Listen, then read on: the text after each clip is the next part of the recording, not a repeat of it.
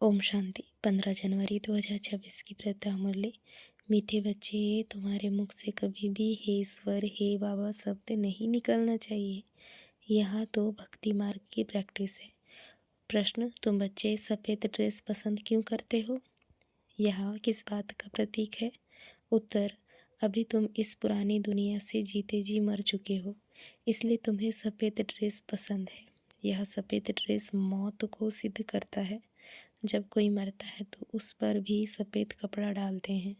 तुम बच्चे भी अभी मरजीवा बने हो। ओम शांति। रूहानी बाप बैठ बच्चों को समझाते हैं। रूहानी अक्षर न कह सिर्फ बाप कहे तो भी ठीक है।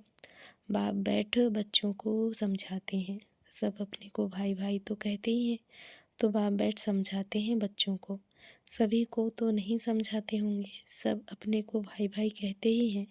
गीता में लिखा हुआ है, भगवानुवाच। अब भगवानुवाच किसके प्रति? भगवान के हैं सब बच्चे। वह बाप हैं तो भगवान के बच्चे सब ब्रदर्स हैं। भगवान ने ही समझाया होगा, राजयोग सिखाया होगा। अभी तुम्हारी बुद्धि का ताला खुला हुआ है।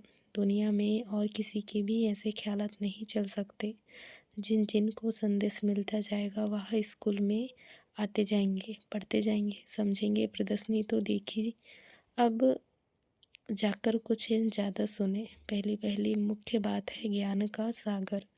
पतित पावन गीता ज्ञानदाता शिव भगवानुवाच। पहले पहले उनको यह पता पड़े कि इन्हों को सिखलाने वाला अथवा समझाने वाला कौन है। वह सुप्रीम सोल ज्ञान का सागर निराकार है। वह तो है ही सत्य, अर्थात ट्रुथ। वह सत्य ही बताएंगे, फिर उसमें और कोई प्रश्न उठ नहीं सकता। पहले पहले तो इस बात पर समझाना है। हमको परमपिता परमात्मा ब्रह्मा द्वारा राजयोग सिखलाते हैं।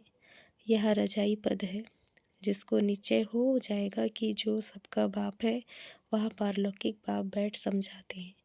वही सबसे बड़ी अथॉरिटी है, तो फिर दूसरा कोई प्रश्न उठ ही नहीं सकता। वह है पतित पावन, तो जब वहाँ यहाँ आते हैं तो ज़रूर अपने टाइम पर आते होंगे। तुम देखते भी हो, यह वही महाभारत लड़ाई है। विनाश के बाद फिर वाइसलेस दुनिया होनी है। यह है विशेष दुनिया। यह मनुष्य नहीं जानते कि भारत ही वाइसलेस था। कुछ भी बुद्धि चलती नहीं। गॉडरेज का ताला लगा हुआ है, उसकी चाबी एक बाप के पास ही है। इसलिए उनको ही ज्ञानदाता, दिव्य चक्षु विधाता कहा जाता है। ज्ञान का तीसरा नेत्र देते हैं। यह किसी को पता नहीं है कि तुमको पढ़ाने वाला कौन है। दादा समझ लेते हैं, तब टीका करते हैं, कुछ ना कुछ बोलते हैं। इसलिए पहली पहली बात ही है यह समझाओ। इसमें लिखा हुआ भी है, शिव भगवानुवाच। वह तो है ही ट्रुथ। बाप समझते हैं मैं पतित पावन शिव हूँ, मैं परम धाम से आया हूँ इन शालिग्रामों को पढ़ाने। बाप है ही नॉलेजफुल। सृष्टि के आदि मध्य अंत का राज समझाते हैं। यह शिक्षा अभी तुमको ही बेहद के बाप से मिल रही है। वही सृष्टि के रचयिता है। पतित सृष्टि को पावन बनाने वाले हैं। बुलाते भी हैं, हे पतित पावन आओ, तो पहले पहले उसका ही परिचय देना है।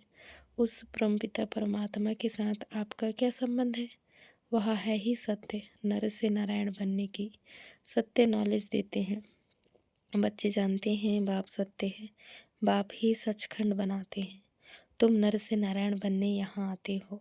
बैरिस्टर पास जाएंगे तो समझेंगे हम बैरिस्टर बनने आए हैं। अभी तुमको निश्चय है कि हमें भगवान पढ़ाते हैं। कई निश्चय करते भी हैं, फिर संशय बुद्धि हो जाते हैं, तो उनको सब मनुष्य कहते हैं, तुम तो कहते थे भगवान पढ़ाते हैं, फिर भगवान को छोड़ क्यों आए हो?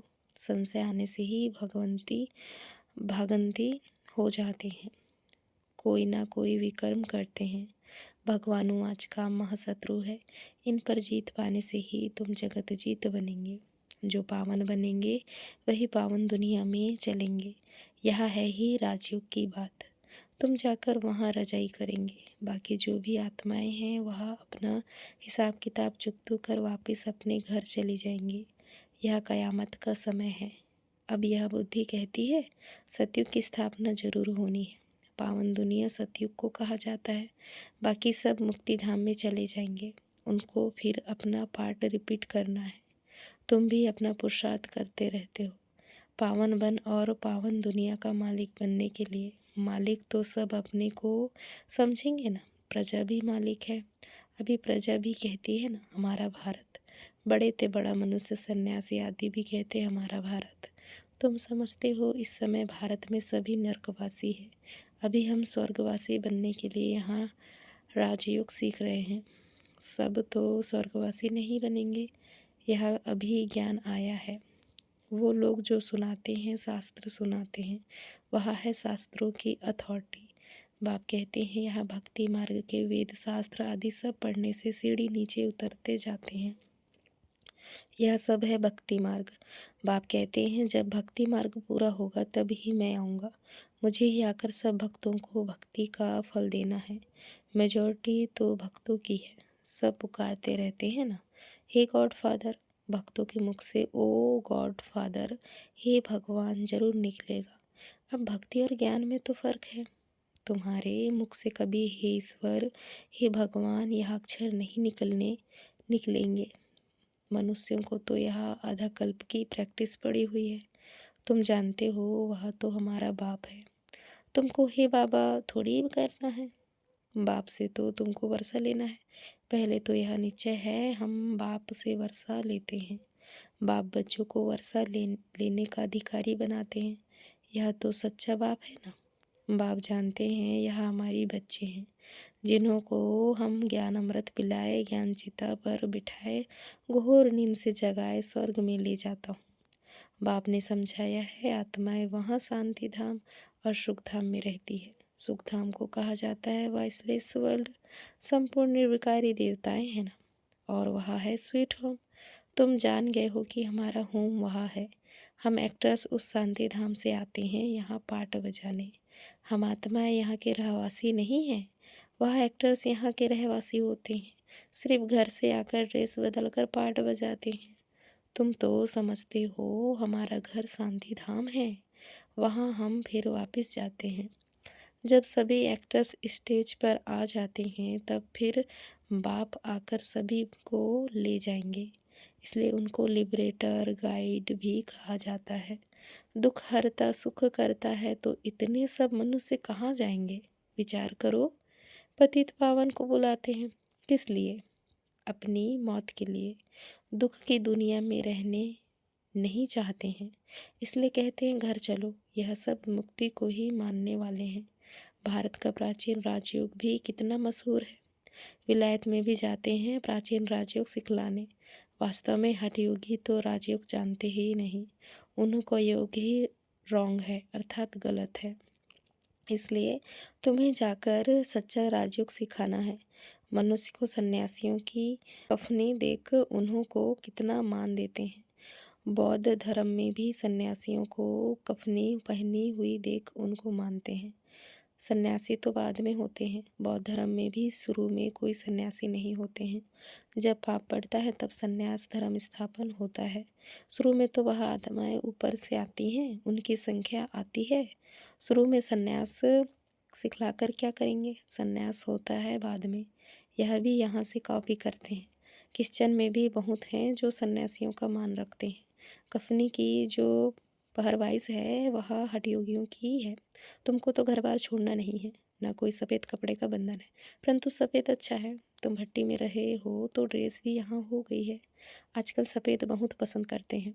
मनुष्य मरते हैं तो भी सफ़ेद चादर डालते हैं। तुम भी अभी मरजीवा बने हो तो सफ़ेद ड्रेस अच्छी है।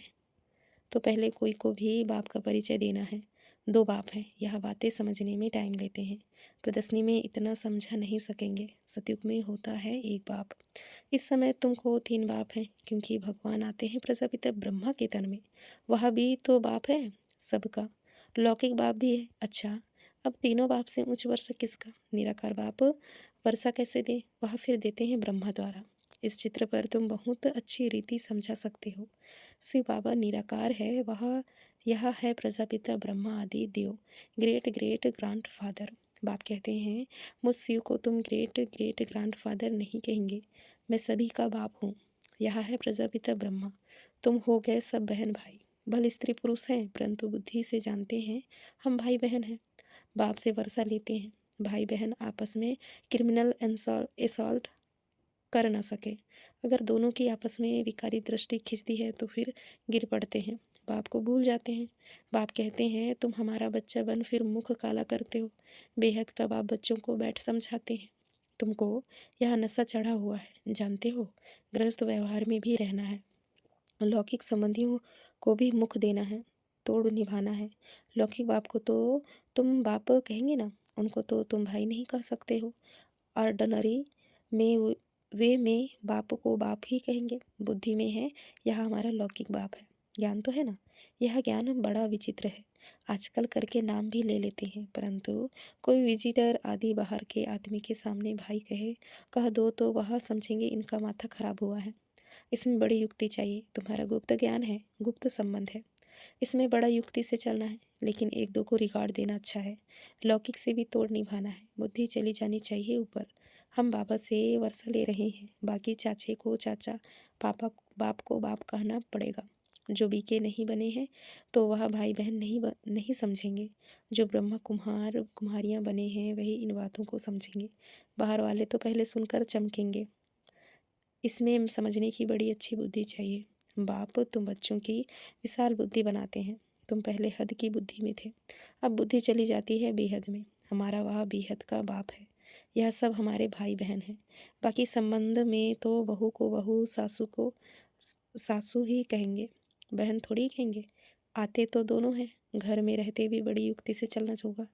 लोक संग्रह को भी देखना पड़ता है, नहीं तो वह लोग कहेंगे यह पति को भाई, सासू को बहन कह देते, यह क्या सीखते हैं। यह ज्ञान की बातें तो तुम ही जानो और न जाने कोई। कहते हैं ना, तुम्हारी गतिमति तुम ही जानो। अब तुम उसके बच्चे बने हो तो तुम्हारी गति मत तुम ही जानो। बड़ा संभल कर चलना पड़ता है। कहाँ कोई मुझे नहीं तो प्रदर्शनी में भी तुम बच्चों को पहले पहले यह समझाना है कि हमको पढ़ाने वाला बाप है, हमको पढ़ाने वाला भगवान है। अब बताओ वह कौन है, निराकार शिव या श्री कृष्ण। शिव जयंती के बाद फिर आती है श्री कृष्ण जयंती, क्योंकि बाप राजयोग सिखलाते हैं। बच्चों की बुद्धि में आया ना, जब तक शिव परमात्मा न आए शिव जयंती मना ना सके। जब तक शिव आकर कृष्णपुरी स्थापन ना करे तो श्री कृष्ण जयंती भी कैसे मनाई जाए। श्री कृष्ण का जन्म तो मनाते हैं परंतु समझते थोड़ी हैं। श्री कृष्ण प्रिंस था तो जरूर सतयुग में प्रिंस होगा ना, देवी देवताओं की राजधानी होगी। सिर्फ एक श्री कृष्ण को तो बादशाही नहीं मिली होगी, जरूर कृष्णपुरी होगी ना। कहते भी हैं कृष्णपुरी और यह है कंसपुरी। कंसपुरी खत्म हुई फिर कृष्णपुरी स्थापन हुई ना। होती भारत में ही है, नई दुनिया में थोड़ी ही यह कंस आदि हो सकते हैं। कंसपुरी कहा जाता है कलयुग को। यहाँ तो देखो कितने मनुष्य हैं, सतयुग में थोड़े होते हैं। देवताओं ने कोई लड़ाई नहीं की।